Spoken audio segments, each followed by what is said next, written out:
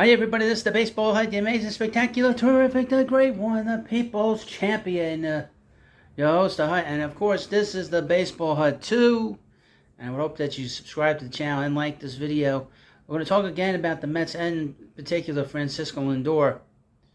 I know that some of the ideas that I've talked about on this channel in particular, people have been outraged. They say that I'm crazy. I'm not crazy. I swear I'm not crazy.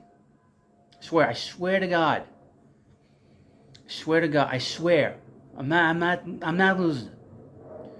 But I bring up the idea of trading Francisco Lindor for a very simple reason. His numbers, it's more than just, I mean, his numbers, if you look at them, you know, other than the batting average and the slugging percentage and the on-base percentage, everything looks okay. I mean, he's got a lot of extra base hits this year. The home runs are good. He's got a lot of RBIs. He's got 50 RBIs. But his numbers, just over the course of his career, are declining.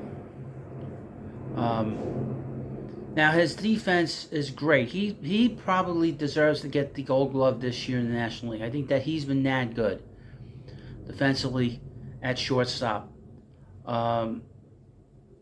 But as a Mets fan that's watched him now for the last 3 years, and we can go over this again, I think that he has a difficult time with the pressure here.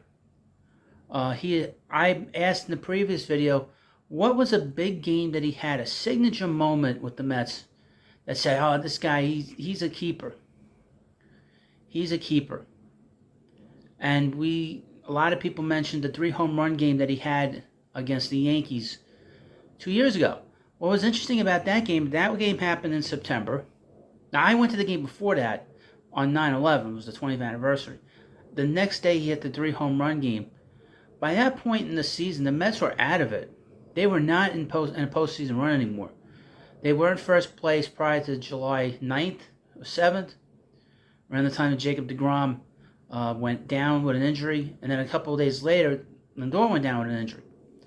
So that was kind of the end of it, but he had a big September with the Mets, which was interesting because they were out of it, and he had a big game against the Yankees, and a really meaningless game.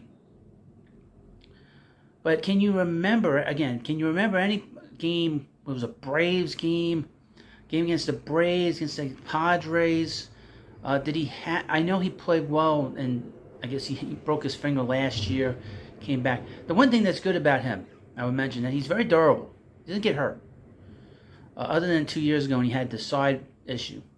He doesn't get hurt, and he wants to play every day. That's very admirable that he wants to play every day. That's his best quality. But like I said, you got to be there then more than just a player that is there. You need to be more than that. You got to be a guy that not only says, let's go, guys, but you also have to lead by example on the field. You get big hits. You want him up in that big spot. And when I watch him, I don't want him up in a big spot. Right now in his career with the Mets, he is not a number 3 hitter. He doesn't get on base enough. He does not do the things he needs to do. And I'm going to show you the numbers that back up a lot of the stuff I've been discussing here on this channel in particular. Now, I know he's very popular. I know a lot of people that watching these videos have a lot of affinity for him.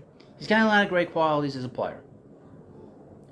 But to be here in New York, you have to be very tough and have to be very, very resilient. Because a lot of crazy shit happens here, especially with the Mets. A lot of crazy stuff happens here for one reason or another. But you have to be very resilient, and that resiliency is not there with this team also. It's just not there. They got knocked down by the Braves last year. They really have not gotten back up off the mat since then. And what are we arguing about? We're arguing about a team that's currently in 4th place. They're 12 games behind the Braves. Division's over. That's over with. So we're going to dive into the numbers here of Lindor in terms of his career overall in the last 3 years, and we'll talk about this idea of trading him.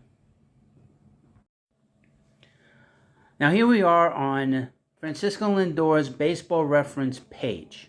And this, I'm just going to show you his career statistics that he's had in the major leagues.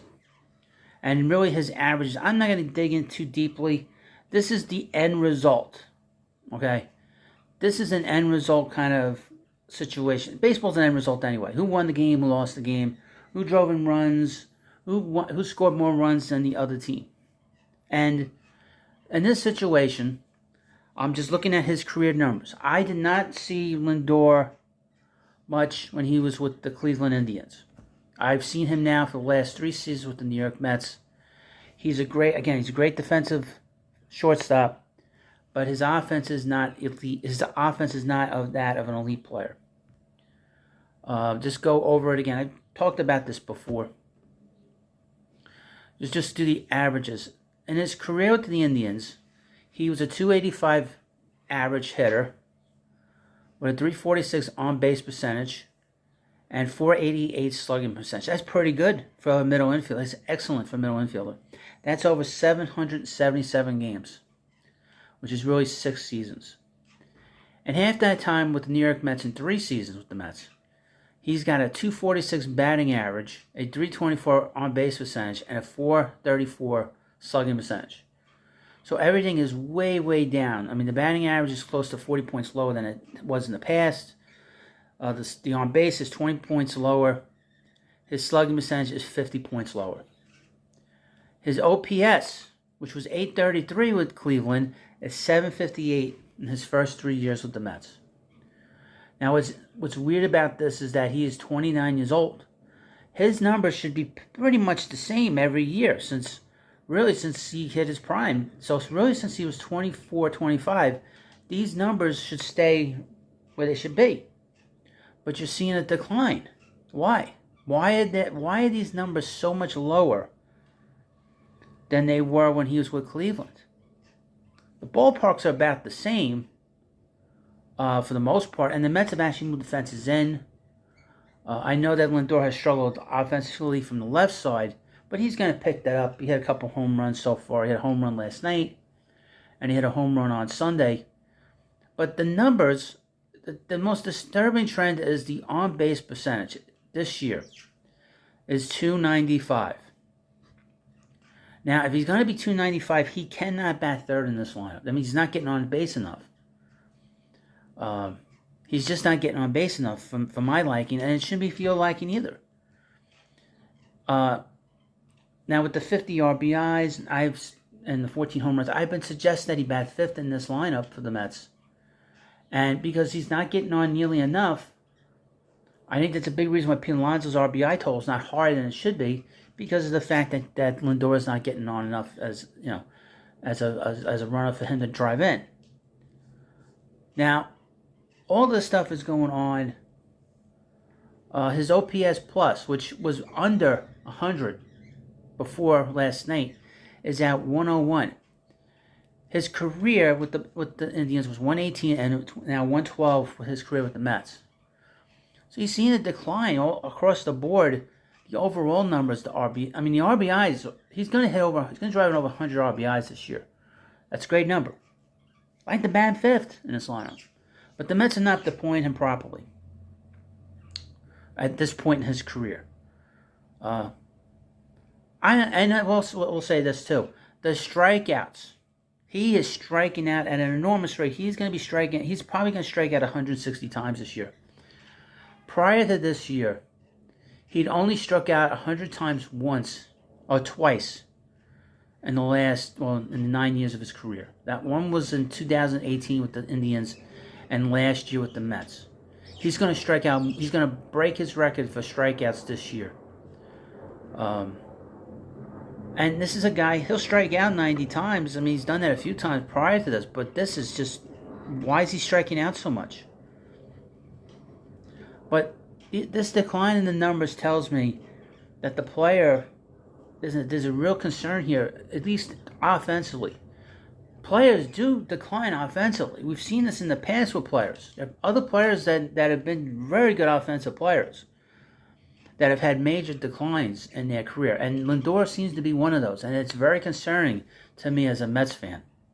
That the New York Mets should probably trade Lindor to the San Francisco Giants. And the reason I brought the Giants up is, now I know they've played well, but in the offseason, they're going to be players again for a big player. They're going to be in on Shohei Ohtani when he becomes available, including the Mets, the Cubs, the Dodgers, maybe the Rangers, maybe the Mariners. But I mentioned the Giants prominently for several reasons. Now, a lot of people said that the Giants are not going to do this kind of a trade based on the fact of the contract. I'm going to point a very simple thing out. They offered Carlos Correa a larger contract than what Lindor is currently getting now. And they would be getting a player with a few years, with a player that has a reputation of being durable and staying on the field. There is no injury issues as far as I know with Lindor. With Correa, we know the injury problems that he's had and continues to have in Minnesota. So that would not, see, to me, that doesn't make any sense. It doesn't wash. Also, people have mentioned prospects that the Giants have that are shortstop prospects. I've investigated some of them. A lot of them are not going to be playing shortstop. That's what the sort of projection is for some of them, that they will not be at shortstop for long if they're going to be in the majors. And if the Giants thought these guys were any good, why can you explain to me why they were willing to offer a 13-year contract to Correa? Makes no sense, right? So why would they say no to a Lindor trade? Now, the only thing, obviously, they'd have to give up players. That is always the issue. I propose they move Lindor for their best top pitcher. And his name's Kyle Harrison. He's a left-handed pitcher. He does very hard. He might be a year away from making the majors. The Mets are desperate for starting pitching in this organization.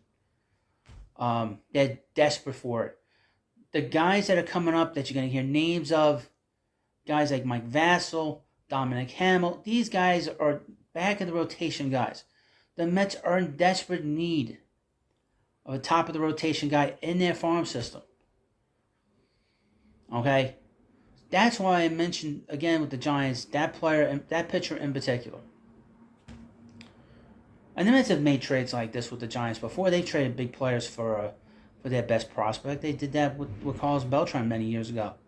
Different regime, different ownership, but just to point that out as an example. But the Mets cannot... I want to sort of point something out about the Mets organization. They tend to hold on to players longer than they should. We know that after 2007, there were changes that needed to be made. I hate going to the past, but just to give you an example. The 2007 Mets needed to make changes to change the personality of that particular team, as well as bring in new talent. They brought in new talent. They brought in Johan Santana to be the ace of the staff.